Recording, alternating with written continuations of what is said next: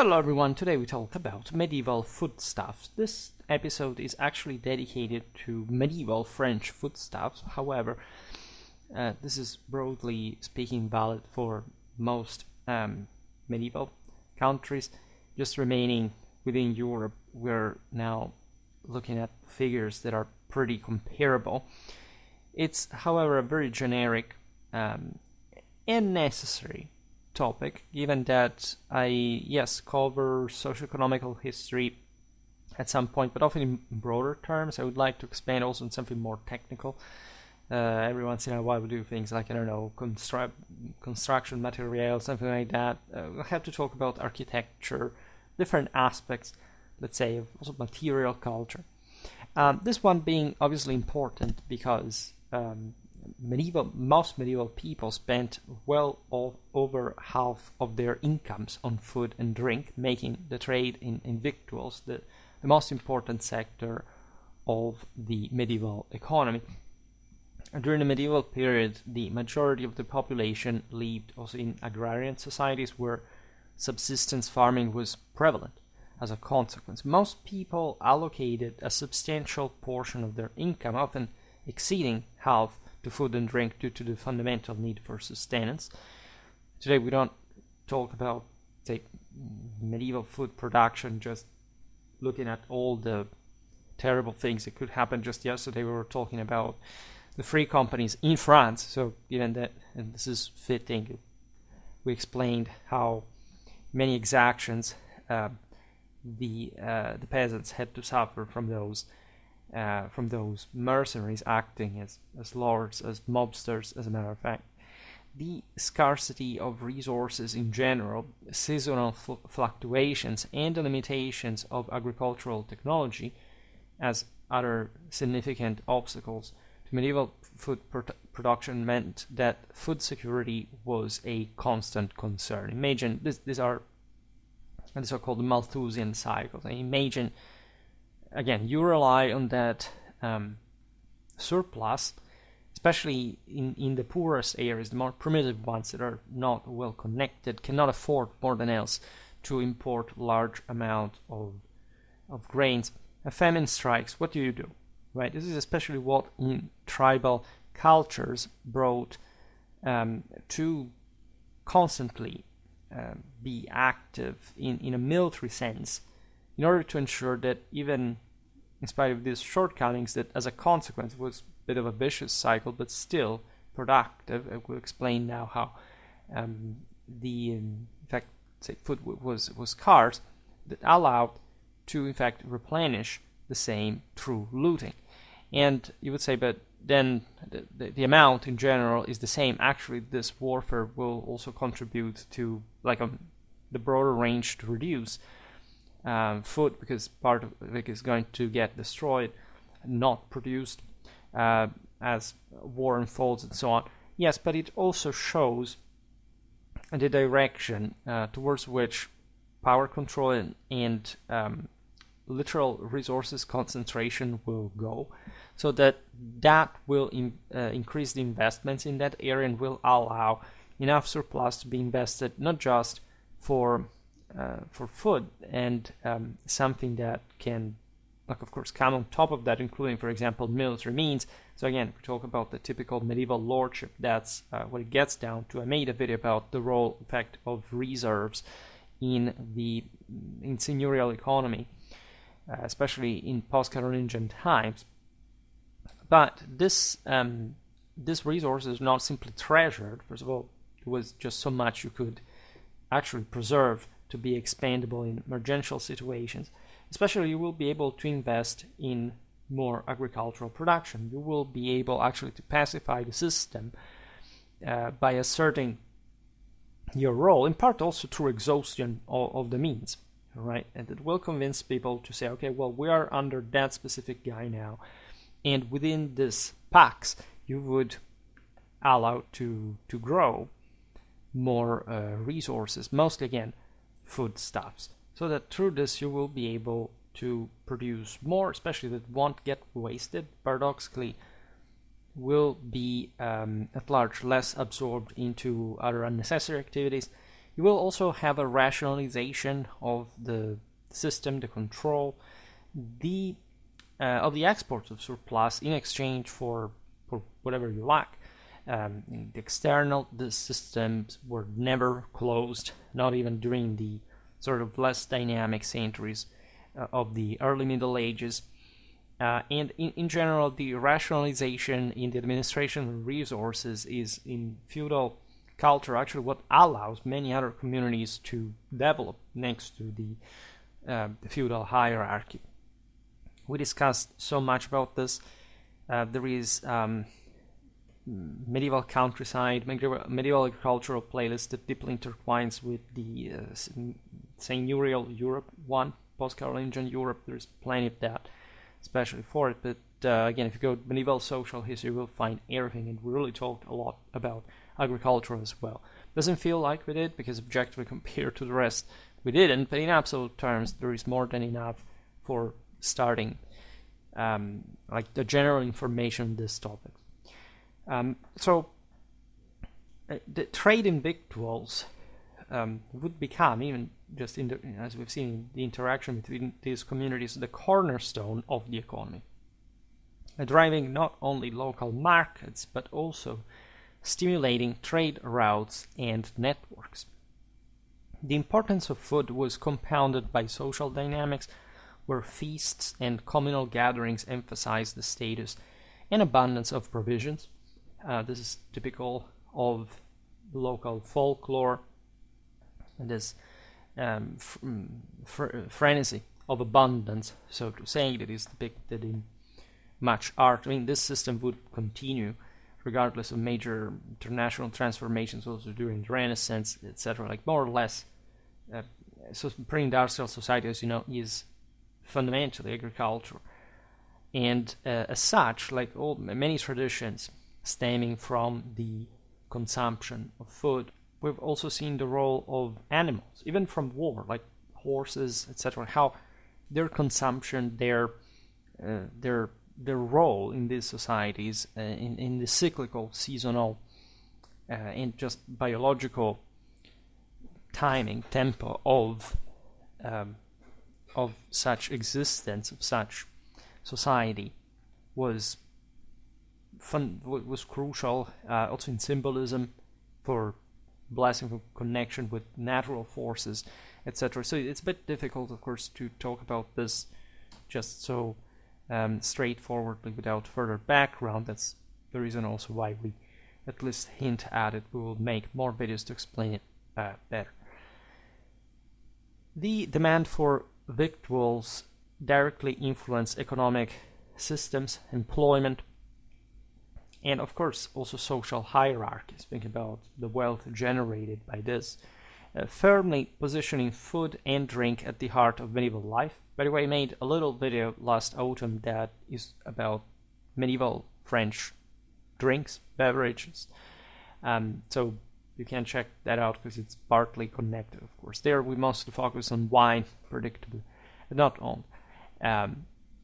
In any case, in the countryside, so the dominant world, especially like in countries like France that were overwhelmingly rural, right? They were very feudal. So there were important cities, but at large, the majority of people, even by social stratification, were distributed in agricultural work, right, under the seigneuries of enormous lords, whose houses we also covered in many regional, historical regional episodes. Now, in countryside, both lords and peasants concentrated on the agricultural production of foodstuffs, right, particularly grains, meat, and grapes for wine.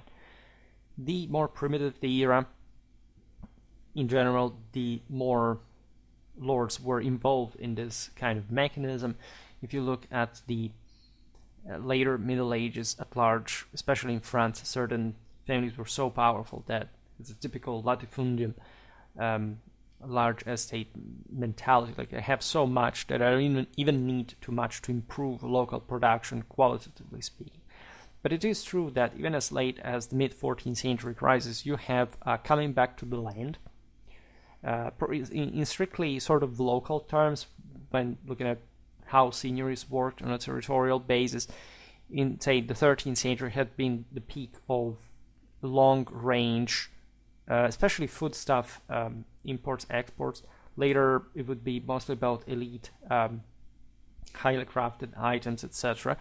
Of course, it is true that there is at the end of the Middle Ages a great deal of interdependence in terms of grain exports in Europe, but it mostly happens from specific areas, right? Like from Poland, the Rus, up to places like Portugal or England.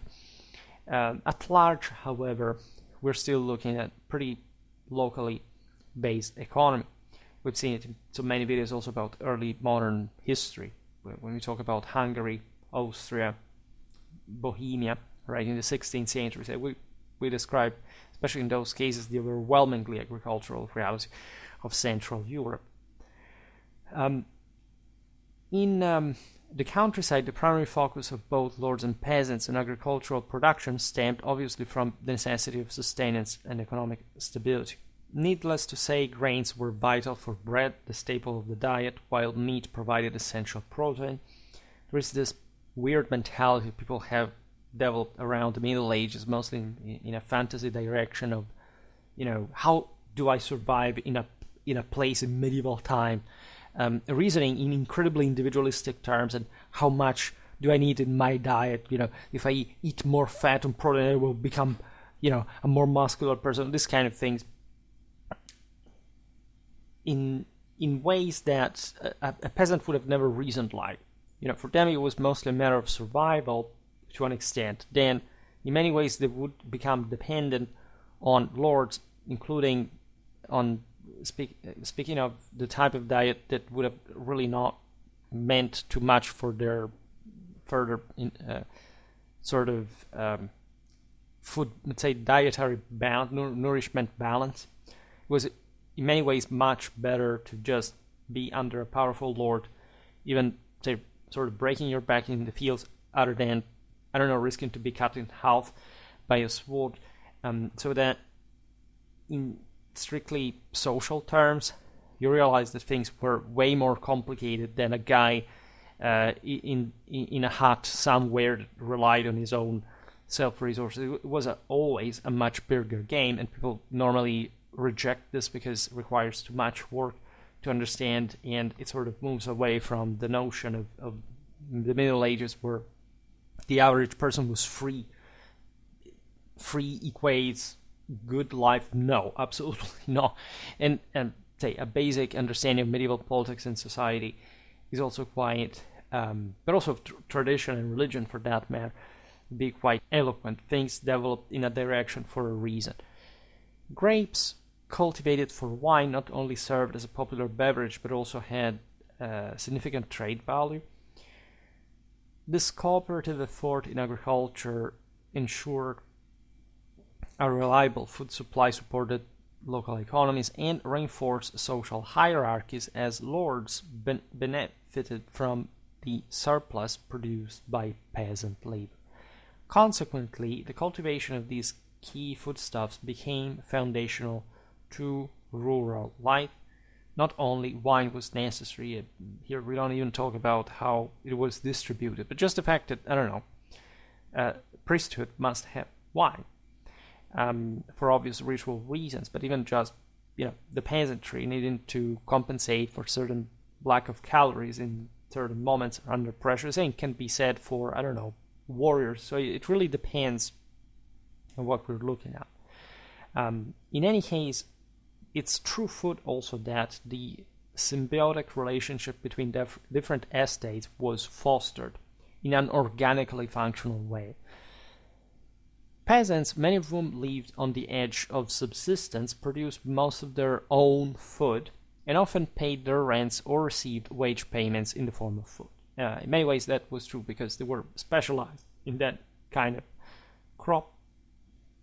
So they were the ones who knew how to rent from an individual point of view the most, even though they still worked in larger groups that were supervised from the above.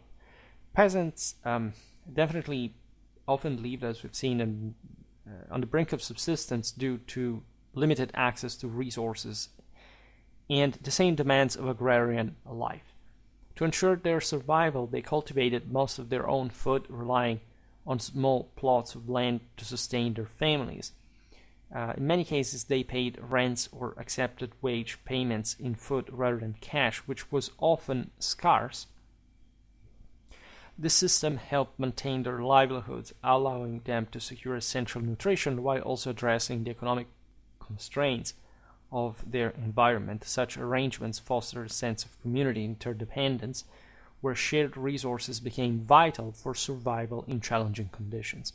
If you read early medieval geography in particular, you will find so many references to this level of preciousness of the resources that were really bonding people together through miracles like the saint that comes to live, say, in early medieval times in some faraway place in the hinterland of a pretty primitive, heavily forested, like inhospitable area, whose populace was really struggling.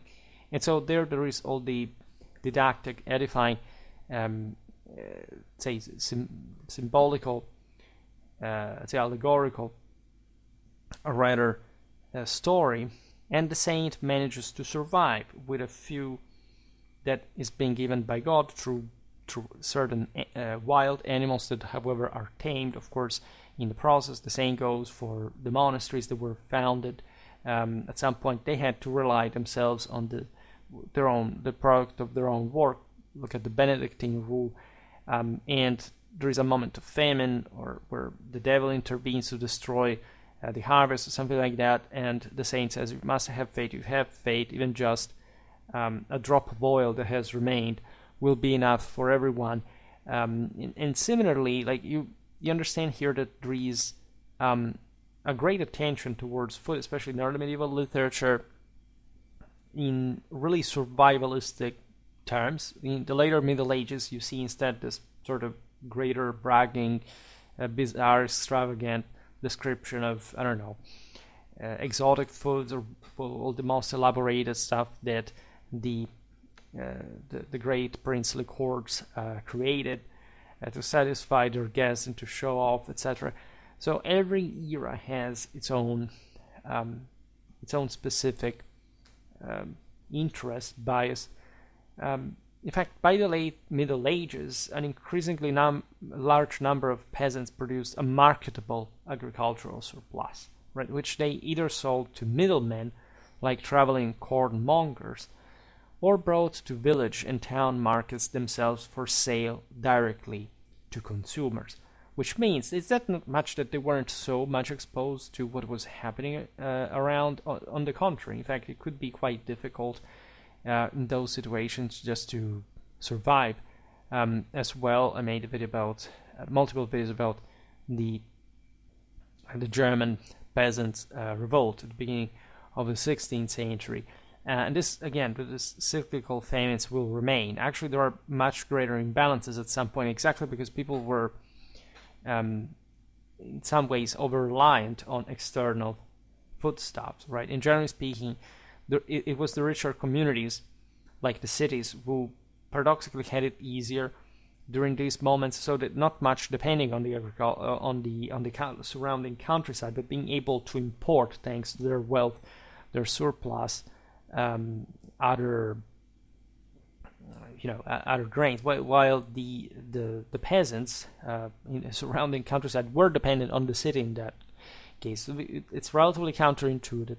But when instead you are sort of already not swimming in particular wealth and you have this local famines, it's much more difficult to access an international market, and so it becomes all more difficult. In any case, civilization had developed. In fact, by the late Middle Ages, agricultural practices and techniques had improved. Not much, even just in the increasing the crop yield.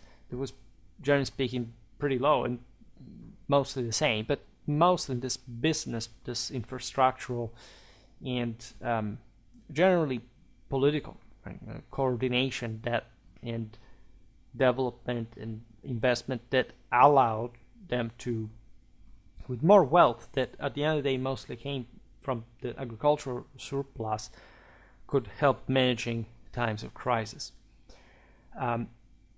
In part, crop yields again had increased, but it really depends where we're talking about. This is not this is tendentially true, but it's not so relevant as people may think. There was never such a thing like an agricultural revolution or just a skyrocketing of the crop yield. The new situation had enabled a growing number of peasants to produce surplus food. The expansion of trade networks and local markets provided opportunities for these peasants to sell their excess produce. Many opted to work with middlemen, such as traveling cornmongers who facilitated, as we've seen, the distribution of goods beyond local borders. Others chose to venture to nearby village and town markets, directly connecting with consumers. The shift, as we've seen, not only increased their economic independence, but also contributed to the burgeoning economy of the period, as more people engaged in buying and selling beyond subsistence farming. The main problems still were major famines that would cyclically strike, also because of some disasters could happen, flooding and just wars, so mostly actually man-made disasters. That would be a problem because this balance was somehow more favorable, but also more equilibristic. And so for these more developed systems of sustenance, there were more destructive means, for example. Urban inhabitants were the most active traders and consumers in the medieval food trade. We will talk about it before, because essentially any major settlement had developed as the center of storage of the same agricultural surplus, and consequently also its handling. This is true also for castles, etc. Between 25 and 40% of townspeople work in some branch of the trade victuals. The urban inhabitants were at the heart of medieval food trades due also to the concentration of population as well, that as people were further attracted to this concentration, this food concentration storages, and the demand for diverse foodstuff in towns that, as we've seen, connected them with more faraway communities. So in many ways, again, it may seem counterintuitive, but it was mostly the center that was more profitable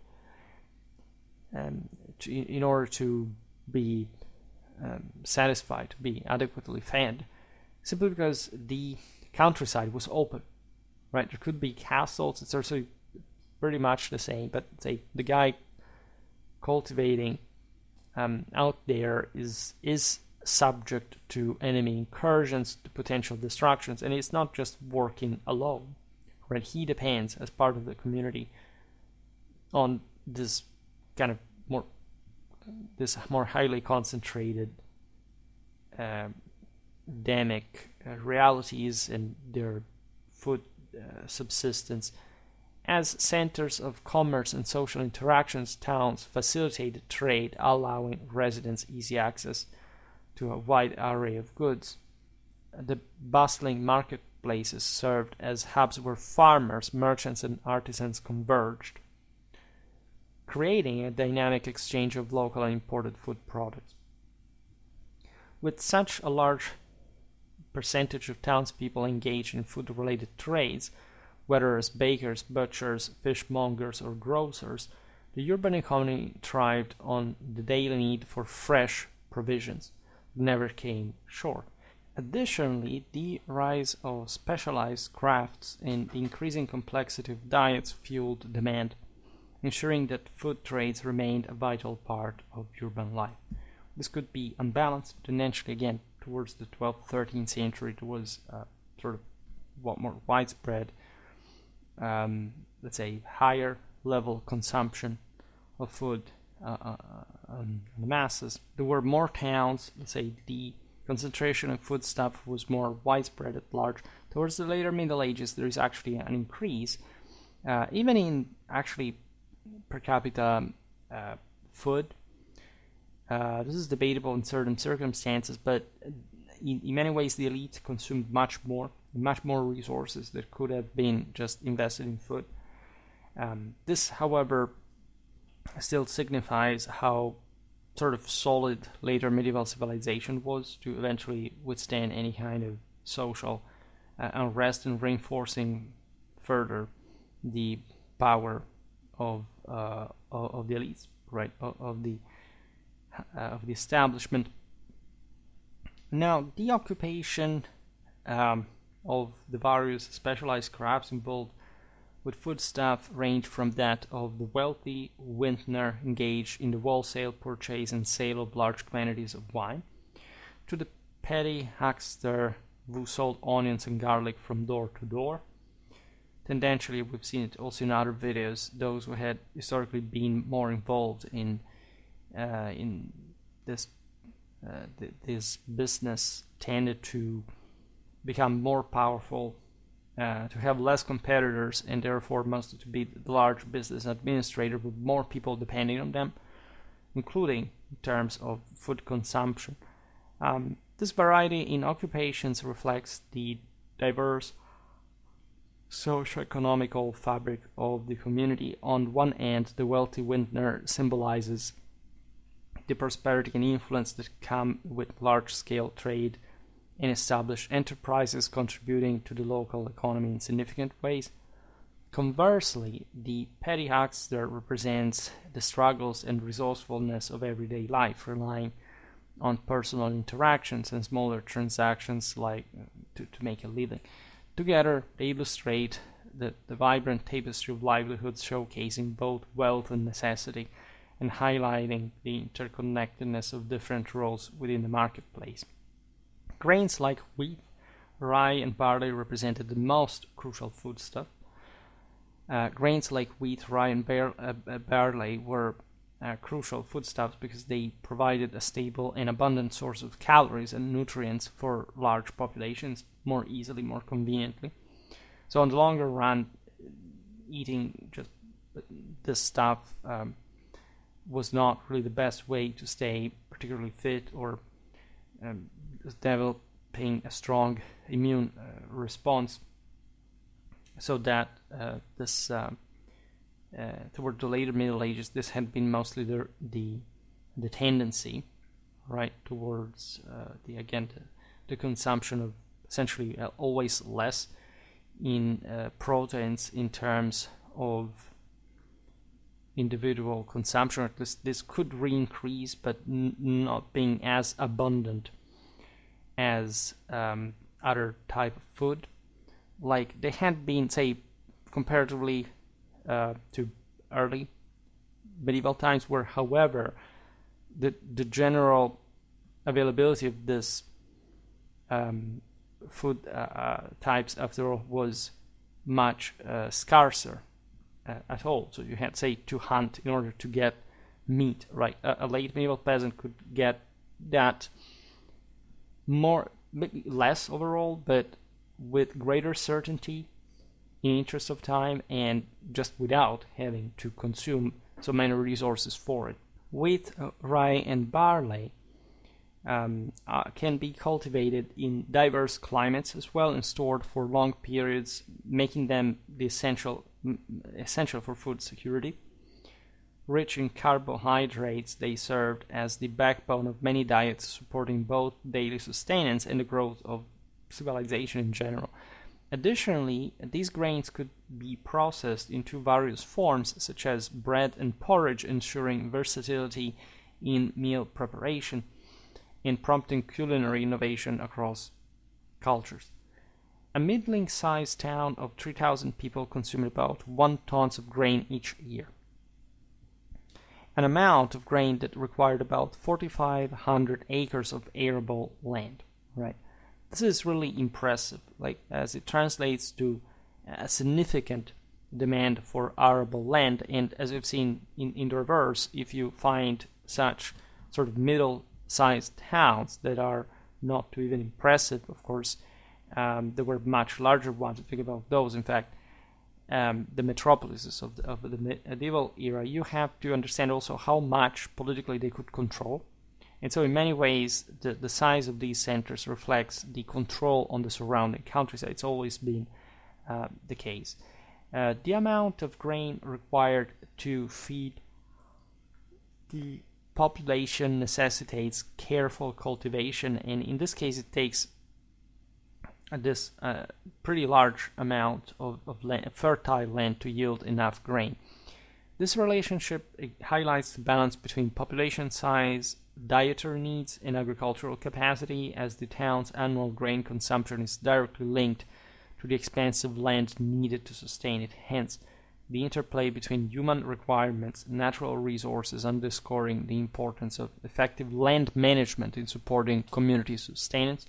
Because as we've seen, it's not even that much. I mean, at large, in order to squeeze enough food out of this land, like you need, generally speaking, a lot of land, right? So it's not easy. It entails all another expense just to, as we've seen, control this land, to invest in the tools for working them, to defend them, to increase sort of the infrastructural effectiveness of it all. So there is a constant research for greater efficiency. Thus, a large city like Paris, inhabited by over 100,000 people in the early 14th century, had to go far outside its own hinterland to acquire adequate supplies of grain. This was, of course, the capital of the French kingdom, right? So it had a control that had vastly expanded beyond its immediate surroundings, in fact, as dominating the entire France, importing enough food for sustaining itself.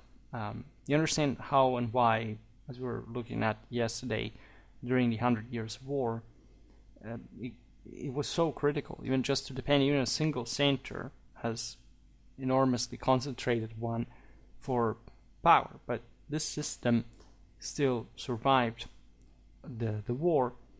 It remained standing, and actually cities increased in importance all over the country, part to counter the influence of Paris that at a point was not just, it was even abandoned after the 100 Years' War as a residence of kings. Mostly they preferred the Loire castles, because they feared the third estate there, and that could make leverage on the fourth one for revolts, etc. They would counterbalance with other cities. The rapidly growing urban population demanded vast quantities of grain, far beyond what local farms could produce. So if you tied the system to other centers that could dictate their own rule a bit, also in supporting the capital, there could be some interplay that the same kings could use, paradoxically, to concentrate power in a more monarchic direction. During times of famine, municipal governments were forced to take special steps to prevent hoarding, to secure a regular and cheap supply of foodstuffs at the same time, though, because the opposite is true. You could have cities who simply withheld their resources, and so you had to knock at their door, maybe with an army, to convince them to participate to the system. We have seen it often. In other videos, think about the expansion of Florence beyond her district, right? This is normally the moment in which a veritable regional state starts taking shape, right? You take on a sort of imperial instance whereby, like, as a center, start conquering others and ruling over them, building a territorial state. During times of famine, it's obvious that municipal governments face the urgent challenge of ensuring food availability for their own populations first. However, again, there was not much that it could do, especially if they were in such an emergential situation against more powerful systems. Because if you need just food at this point, you can't afford much more, like in terms like incredibly expensive military effort. Hoarding exacerbated food shortages as well, right? This was a way actually for leaders to withhold themselves resources, really asking for something in exchange was very dangerous. Actually, revolts massacres would happen. Think about the Jacquerie and how that impacted even the same mobility. In any case, leading to inflated prices and widespread suffering among those unable to afford basic sustenance, because when violence escalates, there isn't much of a general improvement. You just have to hope that the new settlement is somehow better functional than the previous one. To combat these issues, governments implemented measures to regulate supply and distribution as well, aiming to secure a steady flow of affordable foodstuffs. By preventing hoarding and managing resources effectively, they sought to stabilize the situation, promoting general equity and maintain social order in a time of crisis. Indeed, the fundamental anxiety over food supply, particularly grain, ensured that the food trades were among the most regulated aspects in medieval town life. Right? If you controlled the grain supplies of a city, you control the city. This is true since antiquity. Think about Rome with Africa, or Constantinople with Egypt. There is a mob that you have to feed, otherwise you can't maintain statal resources and troubles ensue. As we've seen, since grains were not just a staple of the diet, but more particular the one on which the mob largely relied, their scarcity could lead to widespread hunger and social unrest as a consequence.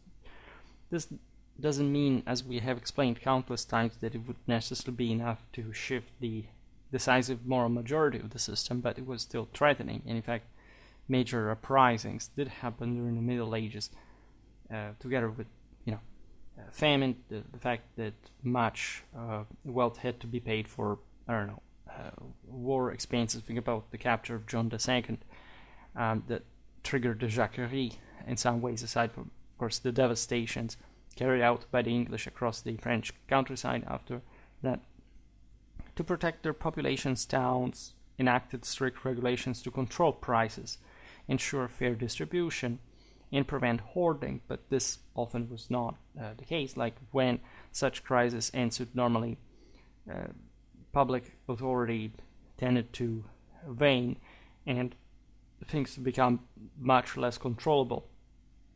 So many privates would withhold their help, profiting and actually endangering the whole system and making it weaker, but at the same time reaching some oligarchic position that later helped, even say on longer run, in spite of the heavy blow, at least to maintain a greater control in the system. Maybe sclerotically, maybe again not going more far than before. This oversight helped, in any case, like the one of regulating prices, to stabilize the food supply, and partially maintaining, however, some social order, foster a sense of security within the communities, of inspiring some kind of trust towards authority. The food trade was thus valued also in a political sense. Many of the urban food trades were organized into guilds that reflect the aforementioned sort of tendentially oligarchic direction in the development of foodstuff productions, that shared in the regulation of the same foodstuffs together in a sort of mobster fashion.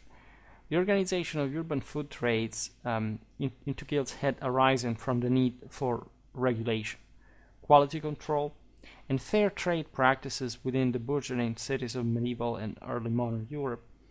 These guilds established standards for food production and sales, ensuring the quality of goods met the expectations of consumers and upheld the community's health. By regulating prices and competition, guilds protected their members from unfair practices and monopolies, fostering a sense of solidarity among traders that could be used politically. Additionally, guilds provided a framework for resolving disputes and creating a reliable marketplace, allowing for the sustainable growth of food trades in rapidly expanding urban environments.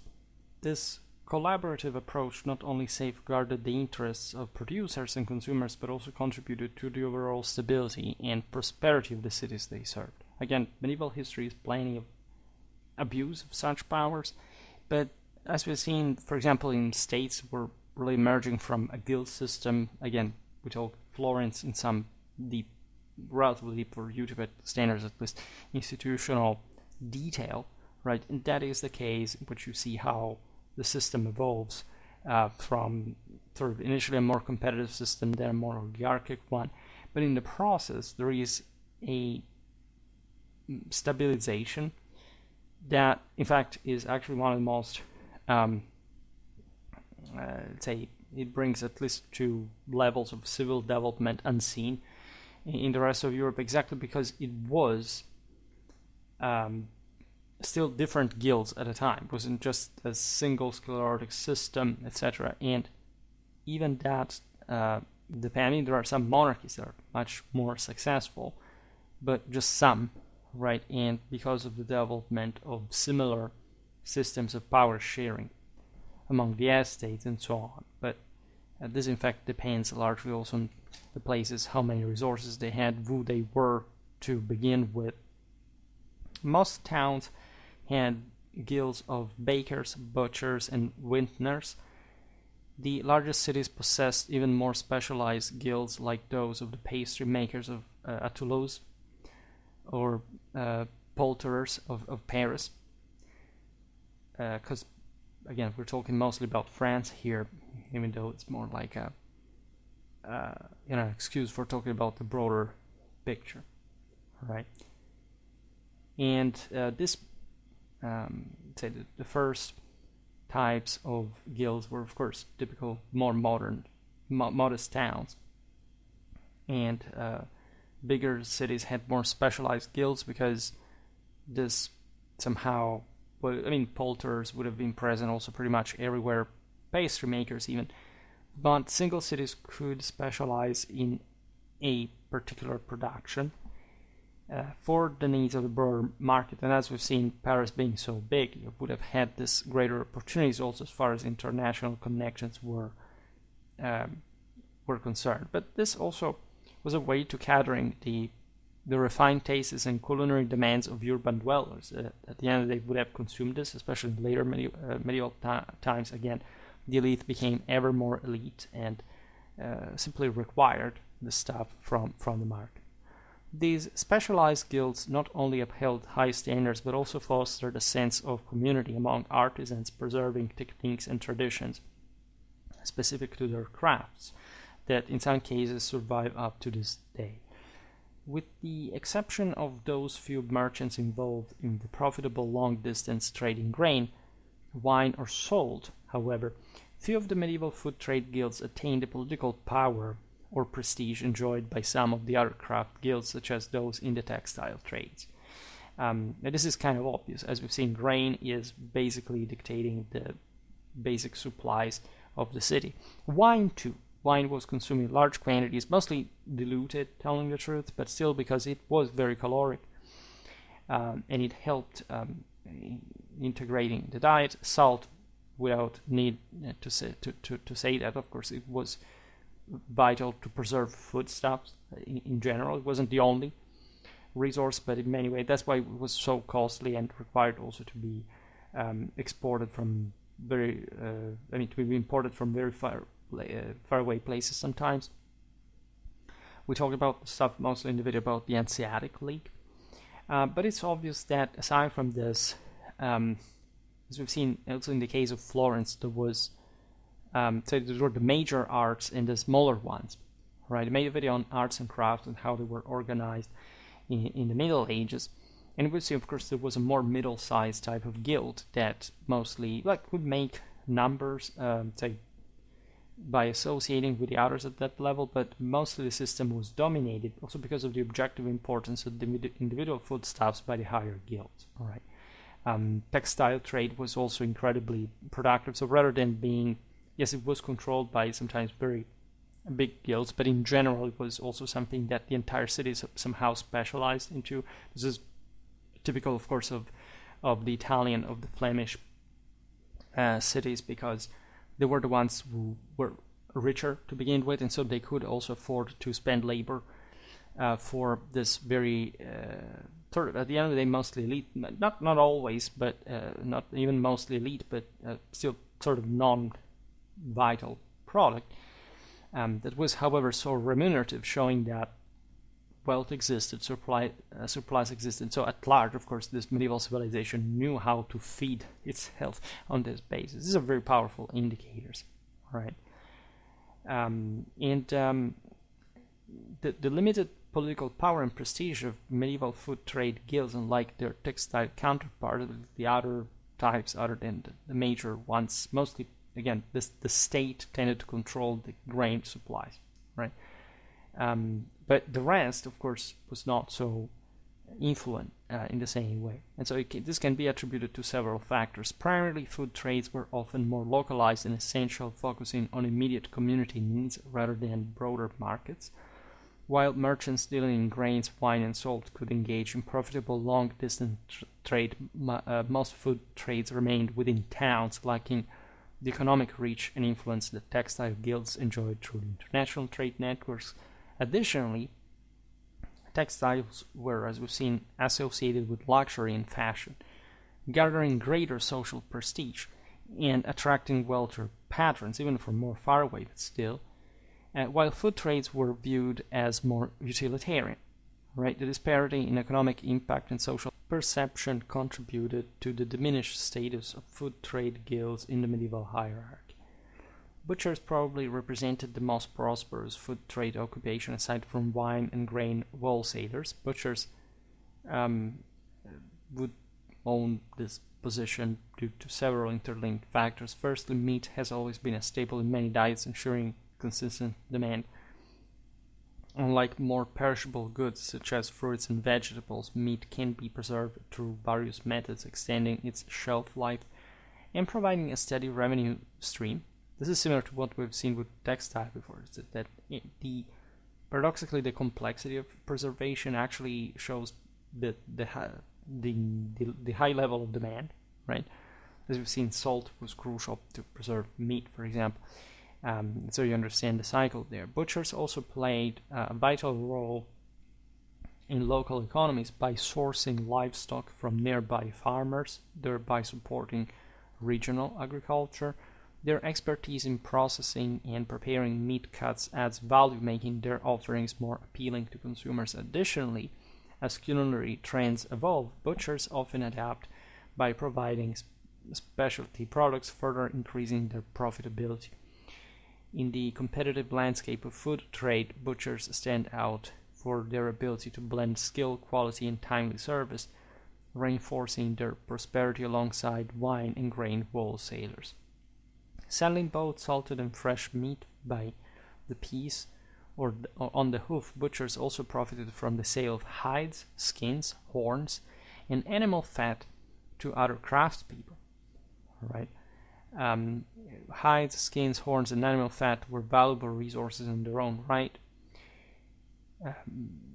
sought after for various purposes such as leather goods, tools, and soap production. The diversification of their offerings allowed butchers to maximize profits and sustain their businesses, creating a network of interdependence with other trades and enhancing the overall economic fabric of the community. Mutton was the most common and cheapest meat butchers sold. Pork was twice as expensive and beef 4 times as dear as mutton. Mutton was the most common and affordable meat due to several factors, including the abundance of sheep and the relative ease of raising them. Sheep could graze on less fertile land, making them accessible to a wider range of farmers. In contrast, pork was more expensive, likely due to the longer time and the resources required to raise pigs, as well as the specific conditions needed for their care. Beef, being the priciest option, involved even greater costs related to the longer maturation period of cattle and the extensive land needed for grazing. Thus, the pricing reflected both the supply and demand dynamics as well as the varying resource requirements for each type of livestock. As stock breeding expanded in the countryside and urban meat consumption increased in the late Middle Ages, the affluence of butchers appears to have grown even more. Coupled with a rise in urban meat consumption as an agricultural practices improvement, livestock became more readily available, allowing butchers to source their products more efficiently. Besides, many urban residents produce a good deal of their own food by raising their own chickens, pigs, and even cows, and growing fruits and vegetables in their gardens. This was really normal, especially considering the suburban areas. This allowed, of course, to address rising food costs, enhance food security, and promote sustainable living. This trend also reflects a desire for fresher, healthier produce and a connection to nature amidst city life. Because again, yeah, we talk about cities, but as you know, many were that closer, even just to the surrounding countryside. Again, it wasn't that wild because mostly, as we've seen, cultivations were all around. But exactly for this, it was relatively easier just to have these courtyard, backyard animals, let's say. Additionally, the movement encourages community engagement as neighbors often share resources and knowledge, fostering a sense of camaraderie in, for example, managing this beast all together. Some made their own bread dough, for example, but usually had to take it to the baker for baking. In the past, many households made their own bread dough as a way to ensure freshness and control over ingredients. However, baking bread required a special oven, often too large or complex for home use. Instead, people would prepare their dough at home and then take it to a local baker who had the proper facilities to bake it evenly and thoroughly. This communal practice not only fostered a sense of community, but also allowed families to enjoy freshly baked bread without the need of elaborate kitchen equipment. For other essential foodstuffs, townspeople depended largely on the market. For really the concentration of commerce and trade in urban centers, markets offer a diverse range of goods, providing access to fresh produce, meat, and staples that might not be available locally. This reliance on the market allowed individuals to benefit from the economies of scale that come with larger supplies and competition among vendors, ensuring a more stable and varied food supply. Fish was usually purchased in the marketplace, although inhabitants of coastal communities, of course, easily secured their own supplies. Fish being naturally one of the most difficult food to preserve, hence just affording, I don't know, a pool or something like just to cultivate it was the prerogative of very powerful saints, like even monasteries, etc. These were royal gifts, right? For example, a typical monarchic gift that Louis IX received in France, traveling in Burgundy, by the way, was a pike, right? Naturally, there were lakes, there were rivers, so fish actually, we tend to give this for a bit for granted, but the majority of it is really coming from not much the sea. I mean, it depends on where we're talking about, but even countries that are very coastal, right, do not, as a whole, in the hinterland rely, and so, but the majority, but on essentially just lake and river fish. The church's ban on meat during Lent, certain feast days, and every Friday and Saturday made fish an important element in the medieval diet. This prohibition stemmed from religious beliefs that deemed meat as a luxury and a symbol of festivity, which was inconsistent with the penitential spirit of these periods.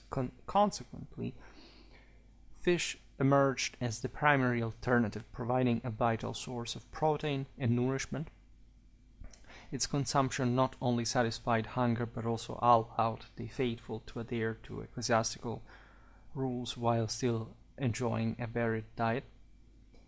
There is an anecdote about the Cluniac monks that were later reproached by for the 11th century reformers. That is to say, this was, as you've seen in our videos about Otto of Cluny and other abbots and general temper of the time, very elite-based communities, right? Monastical, it was just basically the aristocracy entered there, and it was said that yes, these monks were very careful not to eat meat on these sort of fasting days, but they would hire the best cooks to prepare delicious fish with the tastiest sauces, etc. So it was a general criticism, a general satire, but at the same time, it actually shows how, of course, the monasteries were great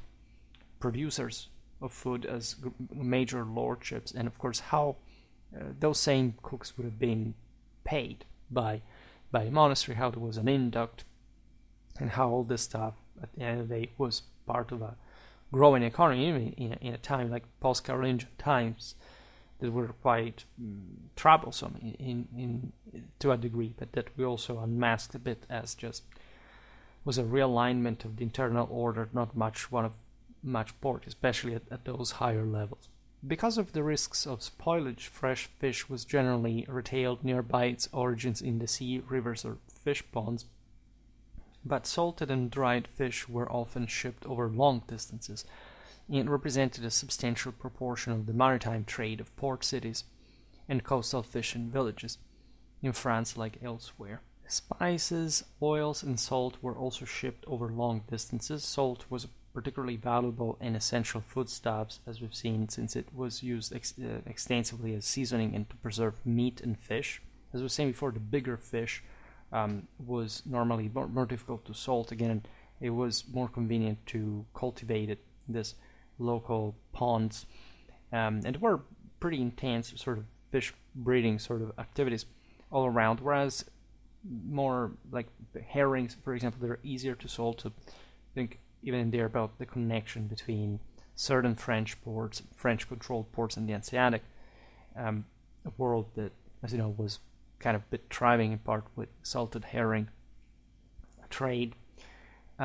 Salt inhibits the growth of bacteria, making it essential for curing and preserving this food, allowing for longer shelf life and safe storage during times when refrigeration, of course, was unavailable. There were actually means to refrigerate. There were massive canteens filled with, in winter, with massive ice blocks, and these environments were so isolated, that many medieval buildings, even if you enter certain churches, etc., they are incredibly good at isolating. And so it can be very cold, very hot outside, but the general temperature inside will remain the same. Of course, if you cool it, you can have even for months the capacity of really preserving food through refrigeration, even in the Middle Ages. But of course, it was very expensive in many ways. Just think about bringing the ice there, and also how do you actually? Yes, you can't really quite refrigerate uniformly. And it costs, as you know, just for physical reasons, cooling down is extremely more expensive than heating, and so we're not going to discuss this now, but you understand how it was less practical than salting and spicing. Besides, if a steady flow of this foodstuffs was basically ensured, like you could simply invest more in the regularity of this, so the access to such resources, and not worrying, in fact, more than much about needing to preserve this for long, right? And salt has this unique ability also to enrich the taste of food, making it key seasoning as well, transforming simple dishes into savory meals. Thus, the demand for salt led to extensive trade networks. Towns and even the national government took advantage of the demand for salt by assessing a salt tax, or gabelle in French, that is, in fact, one of the most famous, also pretty much anywhere else in the Middle Ages, on consumers, which was substantial by way enough to constitute an important element of probably urban tax revenues. Exactly because, as we said before, cities stored a lot of food, and so they needed a lot of salt, and so it was easy to strike there, especially also public order being concentrated, police, and so it was easier to to control this stuff, also for again investing in the community security, etc. And so paradoxically, to make it easier even to store even more effectively food. And so it was all civilizational cycle. By taxing salt, really authorities capitalize on its necessity, ensuring a significant stream of income while also regulating consumption. Indeed, towns benefited from a wide variety of taxes on food and also realized revenues from the rents charged on shops and stalls, the butcher's shambles, and butter cross, where dairy products were commonly sold. Port customs and tolls on exports and imports of wine also represented a significant source of income for many towns and regional governments. This is kind of obvious. By imposing fees on these transactions, governments could generate revenue that was essential for public services and infrastructure. Additionally, the thriving wine trade attracted merchants and consumers alike, boosting local businesses and enhancing economic activity within the region. Consequently, customs and tolls served not only as a financial incentive, but also as means to support and promote the vibrant wine industry, which played a crucial role in the cultural and economic landscape of these communities. And again, we talked about this in a video about medieval French beverages. So I'm glad that we are able to discuss these topics that are perhaps, like, I don't know, there are of course YouTube channels that discuss them. It's not like paradoxically they would discuss this stuff often more than the sort of more relevant topics, but it's important just to frame them a little bit also within our own general context, because it gives you a pretty sort of concrete idea of some aspects that are very foundational of these economies, that are not fundamentally just a matter of it's a mechanical, like structuralistic. So they are the integrating part of these civilizations in ways that are actually very dynamic. They're actually very much developing over time. They help measuring the reliability, like if you want the activity, the entrepreneurship of such civilization. As it changed a lot over time. Today we haven't specifically covered this, but there is indeed a great deal of technicism. I was even thinking, well, I think we could do it, to start a series on singular national medieval cuisine. Could be really interesting at large, because you see how different parts of Europe differed, and how much sort of could still exist in the continuity with today. And naturally there is just always so much you can't always discuss. I arrived to a point where it's so easy to make videos, as a matter of fact, that one wonders also what can't be covered at this point, right? There is really a great deal of also structured knowledge that you can further deepen, right? And this constitutes, as far as Schwerpunkt is concerned, always a great resource, a great potential.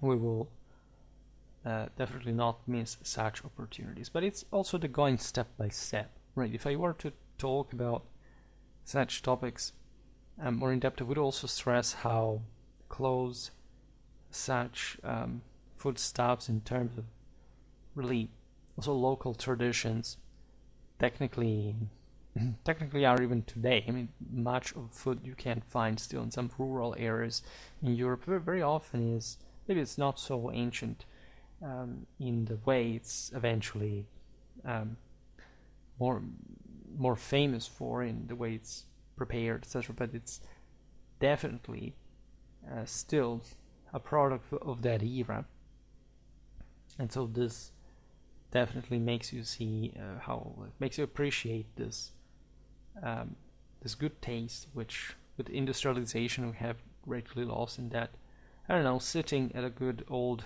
traditional restaurant, eating a local specialty is always something that you should add to your touring culture, I would say, because it's surprising. It's not merely a matter of taste. It's also like discover how complex this background is, and I would say how worth it is preserving, as a matter of fact. And you could always tie these topics to, for example, I don't know, the French medieval fairs. Searching just here some pictures, but because it's difficult, I find at least on this topic you can find relatively lots of pictures, but you may never actually know how long